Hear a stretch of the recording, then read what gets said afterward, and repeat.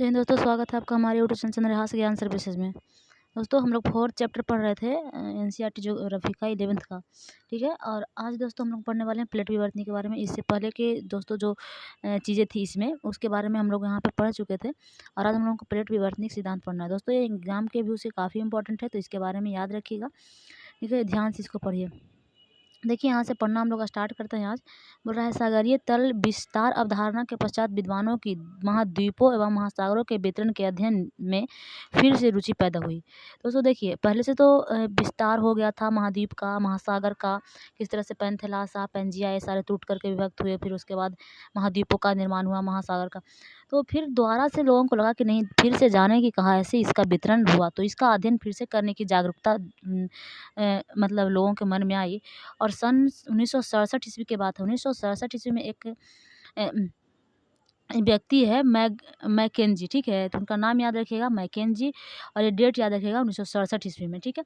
1967 ईस्वी में McKenzie, Parker और रोमन 3 व्यक्ति हैं। मैकेंजी हैं, पार्कर हैं और मोर्गन हैं। इन्होंने क्या किया, देखिए उन्होंने स्वतंत्र रूप से उपलब्ध विचारों को समन्वित कर अवधारणा प्रस्तुत की। अपने अपने विचार प्रस्तुत किए हैं। मैकेंजी हैं, पार्कर है और मोर्गन है, ठीक है।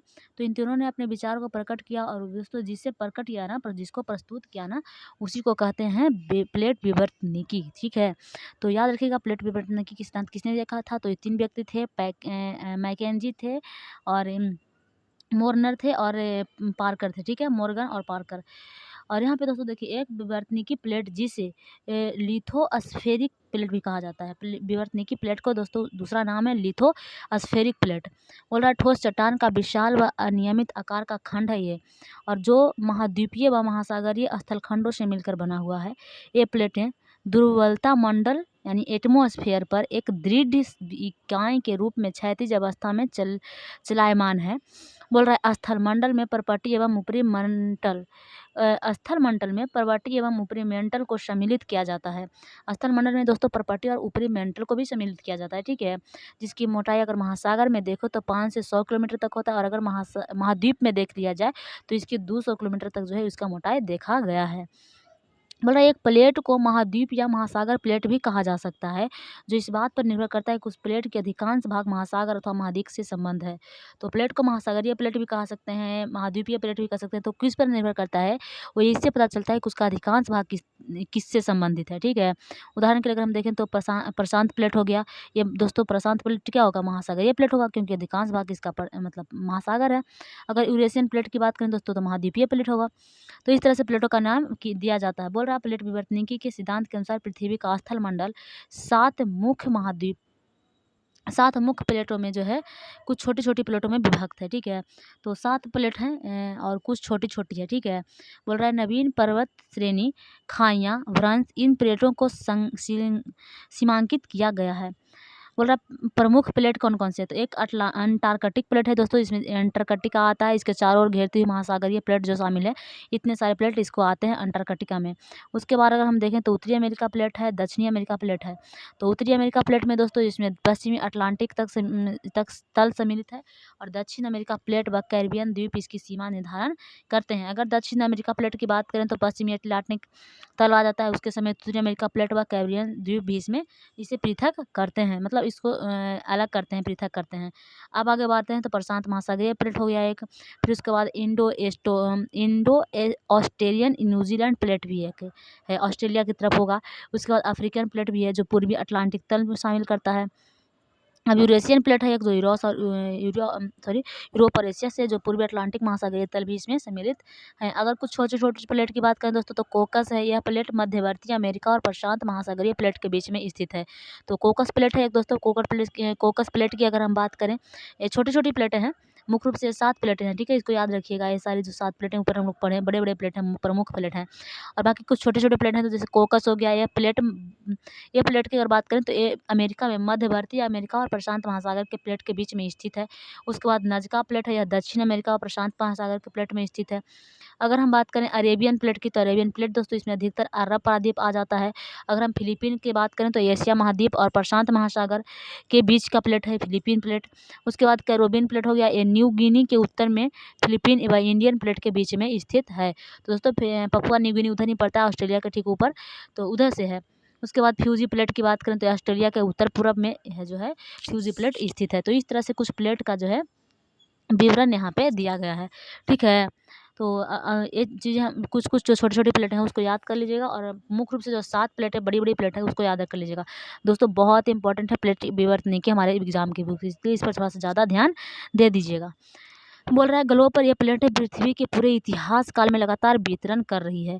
वेगनर की संकल्पना, आप देखिए वेगनर आ गया, वेगनर क्या संकल्पना देता है, तो वेगनर ने केवल महाद्वीपीय गतिमान, वेगनर की संकल्पना केवल महाद्वीप गतिमान है, सही नहीं है। वेगनर कहता है कि सिर्फ महाद्वीप गतिमान है, लेकिन ये सही नहीं है दोस्तों। सही क्या है, महाद्वीप क्या है, एक प्लेट का हिस्सा है और प्लेट चलायमान है, यानी कि पूरा प्लेट ही चल रहा है, प्लेट और महाद्वीप तो बस एक प्लेट का हिस्सा है। बोल रहा है यह एक निर्विवाद तथ्य है, भूवैज्ञानिक इतिहास में सभी प्लेट गतिमान रही है और भविष्य में भी गतिमान रहेगी। मतलब सारा जो इसका प्लेट है ना, सारा गतिमान रहा है और भविष्य में भी गतिमान है, तो होगा ही सारा गतिमान, क्योंकि देखिए बिग बैंग हुआ था तो सारा में ना गति हुआ था, तो उसी से दोस्तों टूट करके अलग हुआ है सारा, फिर बाद में ना निर्माण हुआ है, तो इसकी वजह से इसमें सारे में तो गति होगा ही। तो किसी एक प्लेट में, इस एक महाद्वीप में गति नहीं हो रहा है, पूरे प्लेट में ही वहाँ पे गति हो रही है। बोल रहा है चीज़ 4.4 में विभिन्न कालों में महाद्वीपीय भागों में की स्थिति को दर्शाया गया है कि विभिन्न काल में कैसे। तो यहाँ पे देखिए, यहाँ पे दर्शाया गया है दोस्तों 4.4 यही है, और इसमें हम आप लोगों को बताए थे कि किस तरह से, देखिए पहले ये वर्तमान की स्थिति है फिलहाल, तो ये आपको लोगों को दिखाई दे रहा होगा दोस्तों। आज से 1200 लाख पूर्व यहाँ से देखिए सारा चीज़, सारा जो नहीं पता चल रहा है कहाँ पे उत्तरी अमेरिका, कहाँ पे दक्षिणी है, कहाँ पे अफ्रीका है, सारा जुटा हुआ था, ठीक है ना। उसके बाद आज से 3000 साल पहले इस तरह से था, फिर ऐसे हुआ, फिर ऐसे हुआ, फिर आज वर्तमान में इस तरह से जो यहाँ पे फैला हुआ है, तो इसी के बारे में दे रहा है। अब देखिए ये सारी चीज़ पढ़ चुके थे दोस्तों, आगे यहाँ पे देखिए बढ़ते हैं। बोल रहा है कि महाद्वीप को जो यहाँ पे दर्शाया गया है, वेगनर के अनुसार अरब में सभी महाद्वीप से मिलकर के बना एक सुपर महाद्वीप पैंजिया के रूप में विद्वान था। तो ये बात हम लोग पढ़ थे दोस्तों कि वेगनर कहते थे कि एक ही पहले महाद्वीप था जिसको पैंजिया नाम देते हैं, और बाद में खोजों के अनुसार यह स्पष्ट किया गया कि महाद्वीपीय पिंड जो प्लेट के ऊपर स्थित है भूवैज्ञानिक काल प्रयत्न चलायान थे, और पेंजिया अलग अलग महाद्वीप खंडों में अभिसरण से बना था, ठीक है, जो कभी एक दूसरे प्लेट के हिस्से थे। पूरा चुंबकीय पूरा चुंबकीय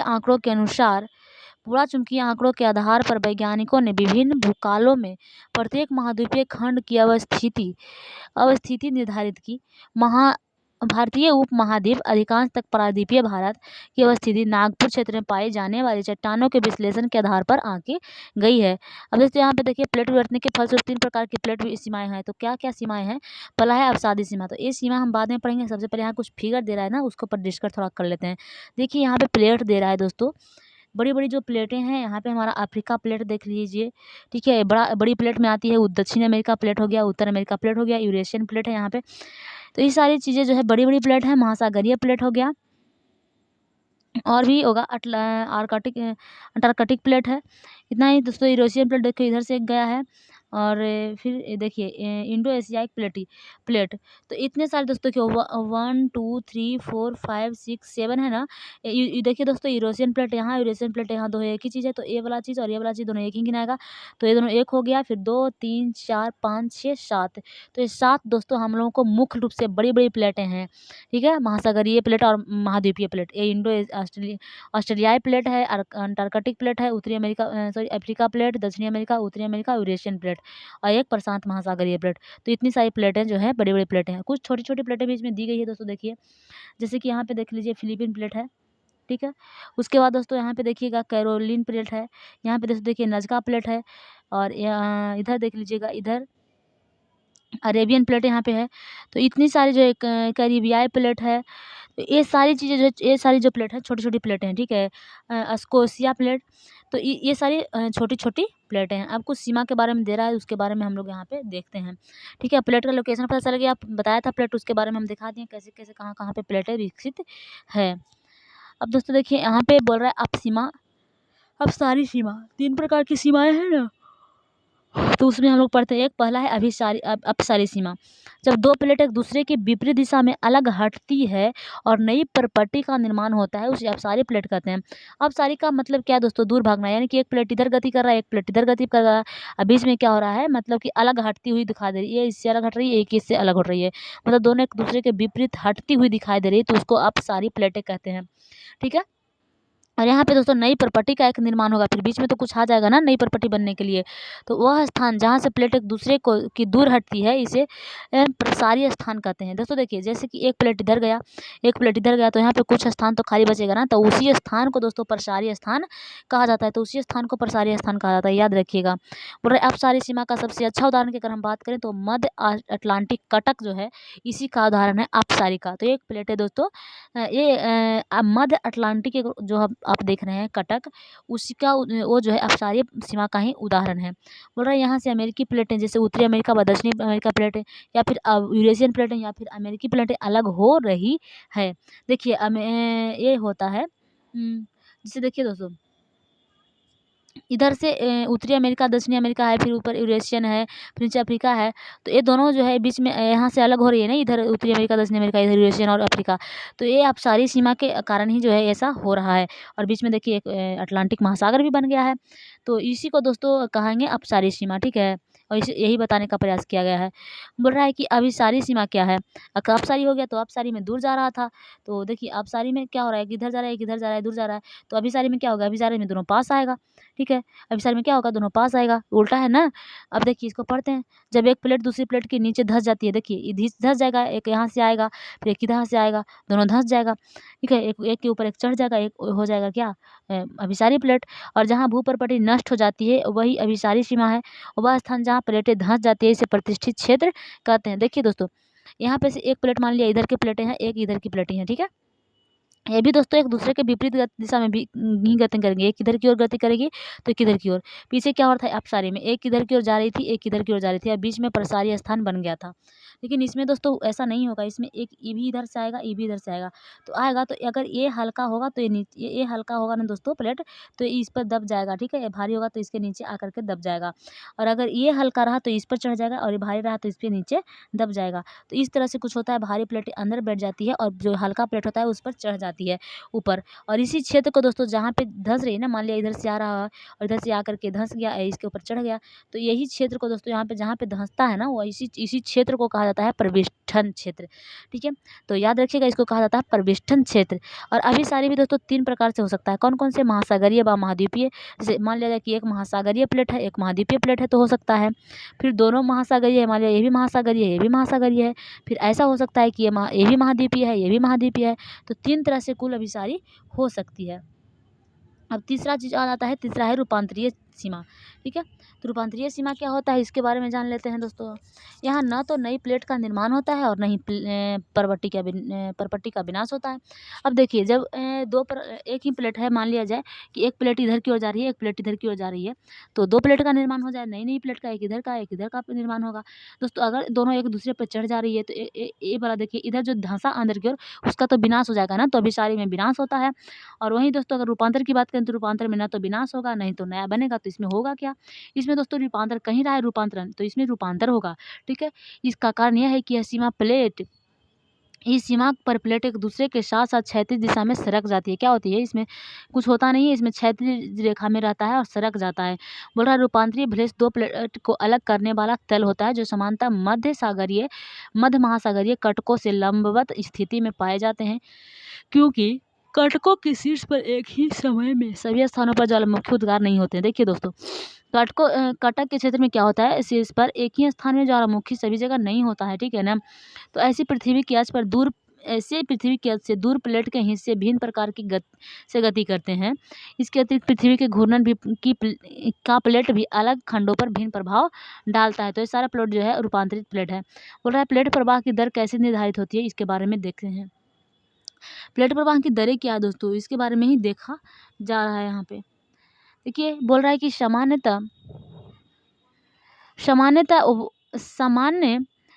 सामान्य उत्कर्ण चुंबकीय क्षेत्र की प्रॉपर्टी जो मध्य महासागरीय कटक के समांतर है, प्लेट प्रवाह की दर समझने में वैज्ञानिक के लिए सहायक सिद्ध हुई है।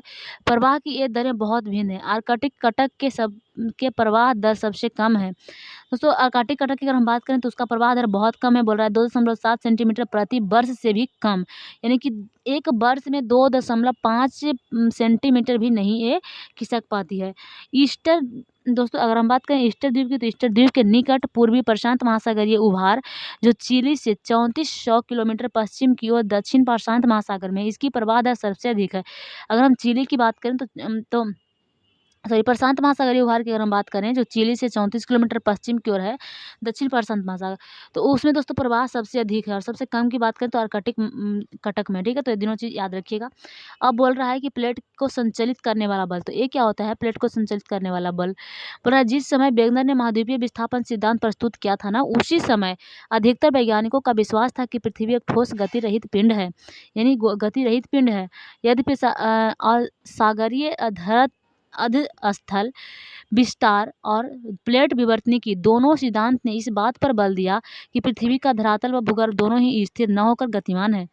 अब देखिए बोल रहा है कि सागरीय अर्धतल विस्तार और प्लेट विवर्तनिक दोनों का सिद्धांत पर इस पर बल दिया, तो पता चला कि पृथ्वी का धरातल जो है और भूगर्भ दोनों स्थित नहीं है, दोनों गतिमान है, भूगर्भ भी गतिमान है और धरातल भी गतिमान है। तो प्लेट विचरण करते हैं, यह आज का एक अकाट्य तथ्य है। ऐसा माना जाता है कि दृढ़ प्लेट के नीचे चलायमान चट्टानें वृत्ताकार रूप से चल रही है, ठीक है। उच्च पदार्थ धरातल पर पहुंचता है, फैलता है और धीरे धीरे ठंडा होता है। मैंने उष्ण पदार्थ जो गर्म पदार्थ होता है अंदर से बाहर निकलता है ज्वालामुखी के माध्यम से, फिर फैलता है, फिर ठंडा होता है और फिर गहराई तक जाकर नष्ट हो जाता है। फिर दोस्तों देखिए फिर यही चीज़ गहराई में जाएगा, फिर यही नष्ट हो जाएगा। यही चक्र बारंबार दोहराया जाता है। तो यही चक्र तो बार बार दोहराया जाता है ना। और इसे वैज्ञानिक इसे संवहन प्रवाह कहते हैं, और इसी को वैज्ञानिक लोग क्या कहते हैं, संवहन प्रवाह हो रहा है ये, ठीक है। तो पृथ्वी के भीतरी ताप अधिकतम 2 माध्यम है। भीतरी ताप उत्पन्न होने के 2 माध्यम कौन कौन से माध्यम यहाँ पे देखिए, रेडियोधर्मी तत्वों का क्षय और अपशिष्ट ताप। रेडियोधर्मी का क्षय होगा या फिर अपशिष्ट ताप होगा। आर्थर होम्स ने सन 1930 में इस विचार को प्रतिपादित किया। होम्स है एक, आर्थर होम्स इसका नाम याद रखिएगा। और इसी ने दोस्तों इसके ताप को प्रभावित किया था कि 2 माध्यम से है, रेडियोधर्मी तत्व क्षय होता है, तत्व का क्षय, और एक अपशिष्ट ताप होता है। तो 1930 ईस्वी में होम्स ने ऐसा किया, जिसके बाद में हैरी हेस आया एक, वो सागरीय तल विस्तार की अवधारणा को प्रभावित किया। फिर दृढ़ प्लेटों के नीचे दुर्बल व उष्ण मेटल है पर प्लेट को प्रभावित करती है। तो दुर्बल और उष्ण जो मेंटल है ऊपरी भाग, मेंटल का ऊपरी भाग को ही दोस्तों दुर्बल मेंटल कहा जाता है। तो वो भी है प्लेट की प्रभावित होने का दर को जो है प्रभावित करती है। अब बोल रहा है भारतीय प्लेट का संचयन, इसका क्या है। भारतीय प्लेट में प्रायद्वीपीय भारत और ऑस्ट्रेलिया महाद्वीपीय भाग सम्मिलित हैं। हिमालय पर्वत श्रेणियों के साथ साथ पाया जाने वाला परिवेष्टित क्षेत्र समझ रहे हैं ना, वही जो इधर से चढ़ा और इधर से, तो यही क्षेत्र जो है परिवेष्टित क्षेत्र कहला जाता है। इसकी उत्तरी सीमा निर्धारित करता है जो महाद्वीपीय देखिए उत्तरी सीमा में जो जैसे हिमालय पर्वत है, तो हिमालय पर्वत तो परिवेशीय क्षेत्र निकायेगा ना, काहे कि इधर से एक प्लेट है इधर से प्लेट है, तो दोनों लड़ेगा तभी ना यहाँ पे ऊंचा हुआ होगा, पर्वत का निर्माण हुआ होगा पहले। तो वहाँ पे दोस्तों देखिए आज के जहाँ के पहले हिमालय पर्वत, वहाँ पे तो पहले टेथित सागर था ना, तो वहाँ पे पहले जल ही जल था। आज पर्वत है बहुत ऊंचा है, लेकिन पहले जल ही जल था। ये बात को आप विश्वास कीजिए और पढ़िएगा, बात को बहुत इंटरेस्टिंग चीज़ है इन ज्योग्राफी, ठीक है।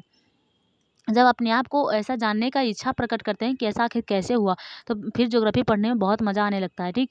तो अपने आप को इधर अग्रसर कीजिए कि जानने का प्रयास कीजिए, इच्छा शक्ति विकसित कीजिए कोई भी किसी भी चीज़ के लिए कि क्या हो है आखिर, जानने की इच्छा रखिए, तभी किसी भी सब्जेक्ट या किसी भी चीज़ के लिए इंटरेस्ट जाएगा आपके मन में। बोल रहा है दोस्तों इसकी उत्तरी सीमा महाद्वीप और महाद्वीपीय अभिसरण के रूप हैं, अर्थात 2 महाद्वीप प्लेट सीमा है। मतलब कि 2 महाद्वीपीय प्लेट, एक इधर से था एक इधर से था, दोनों आकर के टकरा गया और फिर बीच में ऊंचा चीज़ ऐसे बन करके तैयार हो गया है। अब देखिए दोस्तों बोल रहा है कि यह पूर्व दिशा में म्यांमार के रोकी न्योमा पर्वत से होते हुए एक चाप के रूप में जावा खाई तक फैला हुआ है। इसकी पूर्वी सीमा पर विस्तारित तल हैं जो ऑस्ट्रेलिया के पूर्व में दक्षिण पश्चिमी प्रशांत महासागर में महासागरीय कटक के रूप में हैं। इसकी पश्चिम से अगर हम प्रशांत की बात करें तो प्रशांत में कीर्थर श्रेणी का अनुसरण करती है। यह आगे मकरान तट के साथ साथ होती हुई दक्षिण पूर्वी चागोस द्वीप समूह के साथ साथ लाल सागर श्रोणी लाल सागर द्रोणी में क्या जाती है, जाकर के मिल जाती है। भारतीय तथा आर्कटिक प्लेट की सीमा भी महासागरीय कटक से निर्धारित होती है, जो एक अपसारी सीमा है, और यह लगभग पूर्व पश्चिम दिशा में होती हुई न्यूजीलैंड के दक्षिण में जो है विस्तारित तल पर मिल जाती है। तो देखिए ये सब बारे में पढ़ने में ज़्यादा भार नहीं है, सारा चीज़ आप लोग पढ़ चुके हैं। जैसे कि देखिए यहाँ पे 2 महासागर मिलाते भी आप लोग पढ़ चुके हैं। उसके बाद दोस्तों देखिए ये हो गया कटक के बारे में, अब सारी सीमा सारा चीज़ तो पता है ना आपको। तो इस सारी चीज़ को जो है यहाँ पे आप लोगों को पता है, और इसी का जो है यहाँ पे बता रहा है विस्तार कहाँ-कहाँ पे है।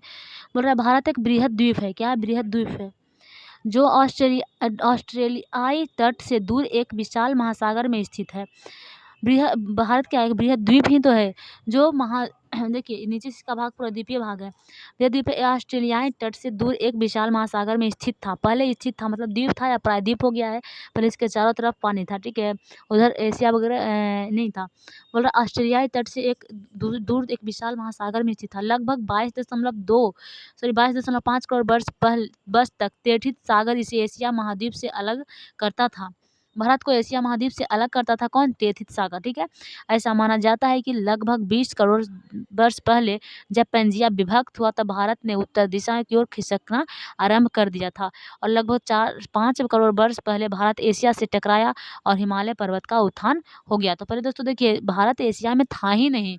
अगर 22 करोड़ पहले की अगर हम बात करें तो इससे एशिया और भारत को तैथित सागर बांध अलग कर देता था। बीच में तैथित सागर बांध था, यानी वही जहाँ पे आज अभी आप लोग हिमालय पर्वत देख रहे हैं ना, वहाँ पे तैथित सागर बांध बना हुआ था। दोस्तों आज से 20 करोड़ साल पहले पेंजिया में विभक्त होना शुरू हो गया। पेंजिया वही जो सारा महाद्वीप एक तरफ से एक जैसा विभक्त बना हुआ था ना, उसी को यहाँ पे पेंजिया कहा जाता था। उसमें विभक्त हुआ तो दोस्तों भारत उत्तर की ओर क्या हुआ, खिसका, ठीक है। विभाजन शुरू हुआ तो भारत क्या हुआ, उत्तर की ओर खिसका, और उत्तर की ओर खिसकेगा तो उत्तर में तो तैथित सागर बांध है, उधर से एशियाई है, एशिया महाद्वीप है, तो एशिया से जाकर के टकराएगा भारत का प्लेट। तो क्या होगा, बीच में तैथित सागर था, जोर से टकराया तो बीच में जहाँ पे तैथित सागर बांध था वहाँ पे दोनों उठ करके अपना पर्वत बना लिया। तो आज से 4-5 करोड़ वर्ष पहले जो है एशिया टकराया था, ठीक है, और पर्वत का उत्थान हो गया था। अगर बात करें 7 करोड़ वर्ष पहले की, तो आज तक की भारत की स्थिति मानचित्र 4.6 में दिखाई गई है। तो देखते हैं अभी हम लोग 4.6 कहाँ पे है। 4.6 में यहाँ पे दोस्तों देखिए दिखाया गया होगा, यही है 4.6 ना, देखिए यही है 4.6। देखिए यहाँ से दोस्तों वर्तमान भारत, यहाँ पे ये है वर्तमान भारत, ठीक है। 1 करोड़ वर्ष पहले यहाँ पे कुछ दे रहा है और अलग करता था दोस्तों। और यहाँ पे देखिए आरंभिक भारत पहले ऐसे था, आरंभिक पहले से आज से 7 करोड़ वर्ष पहले पूर्व इस तरह से भारत था। लेकिन फिलहाल इसकी स्थिति दोस्तों इस तरह से है कुछ, ठीक है। तो ये टकराया है और बीच में पर्वत का निर्माण किया है। यहाँ पे दिखाई दे रहा है आपको, यहाँ पे कुछ नहीं है, यहाँ पे पर्वत का निर्माण अब हुआ है आज से 4-5 करोड़ वर्ष पहले। तो इस तरह से वहाँ पे तैथित सागर बांध है। ये आरेख देख लिया आप लोग, बोल रहा है कि आरेख 4 में भारतीय सॉरी आरेख 4.6 में भारतीय उपमहाद्वीप बैरोशियन प्लेट की स्थिति भी दर्शाया गया है। आज से लगभग 14 करोड़ वर्ष पहले यह उपमहाद्वीपीय सुदूर दक्षिण में 50 डिग्री दक्षिणी अक्षांश पर स्थित था। 2 प्रमुख प्लेटों को तैथित सागर अलग करता था, एक यूरेशियन हो गया उधर एशिया वगैरह, और एक नीचे भारत था, तो इसको क्या करता था, तैथित सागर अलग करता था। और तिब्बतीय खंड हो गया, एशियाई स्थल खंड के करीब था। भारतीय प्लेट की यूरेशियन प्लेट की तरफ प्रवाह के दौरान एक प्रमुख घटना घटी, हुआ था लावा प्रवाह से दक्कन ट्रेप का निर्माण। और इसी समय दोस्तों जब यूरेशियन प्लेट से की और भारत की प्लेट खिसकना शुरू किया ना, उसी समय एक और घटना घटता है, उसको लावा प्रवाह कहते हैं। लावा प्रवाह से वहीं पे दक्कन ट्रेप का निर्माण होता है, ठीक है। और आज से लगभग 6 करोड़ वर्ष पहले आरंभ हुआ यह लंबा समय तक जारी रहा। और याद रहे कि यह उपमहाद्वीप तब भी भूमध्य रेखा के निकट था, ठीक है। लगभग 4 करोड़ वर्ष पहले इसके पश्चात हिमालय का उत्पत्ति आरंभ हो गया। और वैज्ञानिकों का ऐसा मानना है कि यह प्रक्रिया अभी तक जारी है और हिमालय की ऊंचाई जो है अभी भी बढ़ रही है। तो जैसा कि सुने होंगे दोस्तों, पहले जो है हिमालय की ऊंचाई कुछ कम थी, अब बढ़ के हो गई है। 88,000 कुछ 46 था पहले, और अब दोस्तों 50 हो गया, वहाँ पे 88,050। तो इस तरह से हिमालय की ऊंचाई भी जो है बढ़ रही है और बढ़ती रहती है। भले हम लोगों को पता ना चले, कुछ समय के बाद, बहुत दिनों बाद पता चलता है, लेकिन हिमालय की ऊंचाई भी अभी तक क्या हो रही है, बढ़ रही है, ठीक है। और यहाँ पे दोस्तों अभ्यास करने का कुछ क्वेश्चंस दिया है, और इसके बारे में फिर आप लोग देख लीजिएगा क्वेश्चंस। तो देखिए यहाँ पे बोल रहा है महाद्वीप का प्रवाह के लिए वेगनर ने क्या सिद्धांत दिया, और उसके बाद मेंटल की संवहन के बारे में बोल रहा है। प्लेट की रूपांतरण क्या बोल रहा है, रूपांतरण सीमा, विसरण सीमा और अपसारी सीमा के बारे में अंतर पूछ रहा है। तो इसके बता दे रहे हैं दोस्तों। देखिए अपसारी सीमा में क्या होगा, दूर हटेगा प्लेट, अपसारी में दोनों चढ़ जाएगा, रूपांतर में तो कोई किसी का विनाश ही नहीं होगा। और डक्कन ट्रेप के बारे में पूछ रहा है, तो इसका निर्माण के दौरान भूस्थिति की स्थिति क्या थी। तो उस समय दोस्तों ये हिमालय पर्वत का निर्माण भी तो उसी समय हुआ है। तो इस सारे चीज़ को आप लोग कर लीजिएगा, सारा पढ़ा चुके हैं। और आज के लिए बस इतना ही दोस्तों, मिलते हैं कल फिर। ठीक है, जय हिंद दोस्तों।